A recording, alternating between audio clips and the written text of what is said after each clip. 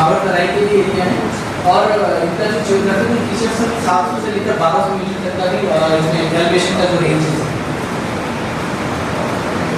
Major sir हाँ, और क्या दिशा निर्देश दिए गए? ये जो बैठक थी वो जिला पर्यावरण समिति है हर ज़िले में इस देश के, उनके काम है कि किस तरह से सूखा कचरा, गीला कचरा, पानी का प्रबंधन, माइनिंग हो रही है कैसे हो रही है, जंगल का प्रबंधन, बायोमेडिकल वेस्ट या और भी जितने भी पर्यावरण से जुड़े मुद्दे हैं, तालाब है, झीलें हैं, नदियां हैं, उसको बचाने के लिए क्या कार्यक्रम है उस ज़िले का। तो ये बैठक नैनीताल ज़िले के लिए थी। बहुत अच्छा काम किया है, ख़ास तौर से उत्तराखंड सरकार ने, यहाँ के डिविजनल कमिश्नर और जिलाधीश के नेतृत्व में सारे अधिकारियों ने बहुत अच्छा काम किया है। शुरुआत हो गई है और मुझे उम्मीद है कि कुछ ही समय में बहुत अच्छा परिणाम और नतीजा आने वाला है और अस्थायी विकास या सतत विकास की तरफ ये अच्छा कदम है, क्योंकि हिमालय बहुत ही नौजवान पर्वत है और बहुत ही छोटे से उस पर अगर कोई हम एक्टिविटी करते हैं, क्रियाकलाप करते हैं, तो उस पर बुरा प्रभाव पड़ता है।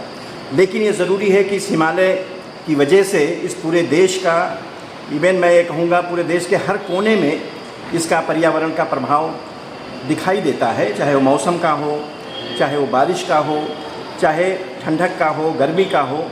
सारी नदियाँ हमारी, जितनी भी बड़ी बड़ी नदियाँ हैं, वो हमारे हिमालय से ही निकलती हैं। तो इसलिए बहुत ज़रूरी है कि हम हिमालय को बचाएं और मैं उम्मीद करता हूँ कि आज ये एक स्लोगन या नारा हो चुका है कि इकोलॉजी और इकोनॉमिक्स को दोनों को मिलाकर और इंटीग्रेटेड डेवलपमेंट की ज़रूरत है, इंटीग्रेटेड अप्रोच की ज़रूरत है।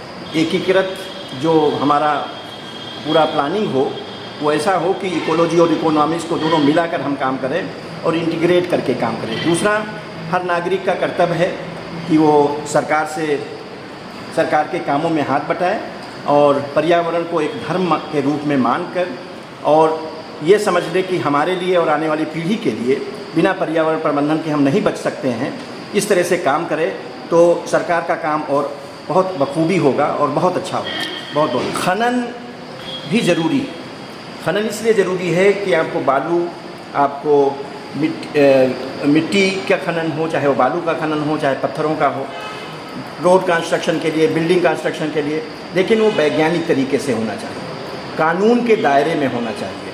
दूसरी बात, जो भी खनन किसी को दिया जाता है, किसी लीज होल्डर को दिया जाता है, उसके साथ तमाम कंडीशंस होते हैं, उस कंडीशन को पूरा होना चाहिए पर्यावरण दृष्टि से कि कितनी गहराई तक खनन करना है, उससे ज़्यादा नहीं होना चाहिए, उसकी निगरानी होनी चाहिए। दूसरी बात, खनन करने वालों को कुछ ऐसी शर्तें लगाई जाती हैं कि पर्यावरण प्रबंधन के लिए आपको ये काम करना है, सामाजिक उत्थान के लिए उस इलाके में ये काम करना है, तो उस पर भी निगरानी होनी चाहिए। जनरली नहीं था, लेकिन मैं आपको कह दूं कि एनजीटी, नेशनल ग्रीन ट्राइब्यूनल ने बहुत ही अहम भूमिका इस देश में निभाई है कि किस तरह से अच्छा वैज्ञानिक तरीके से और कानून के दायरे में खनन होना चाहिए। जहाँ तक झील का प्रश्न है, नैनीताल झील नैनीताल के लिए ही नहीं, तमाम लाखों लोगों के लिए, करोड़ों लोगों के लिए एक टूरिज़्म का एक साधन है और इतनी खूबसूरत झील हर जगह मिलना बड़ा मुश्किल काम है।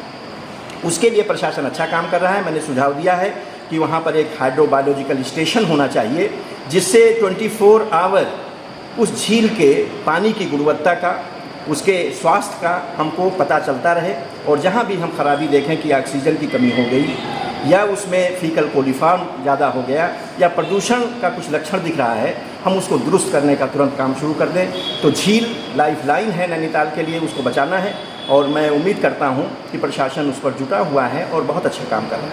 बहुत बहुत शुक्रिया आपका। बहुत बहुत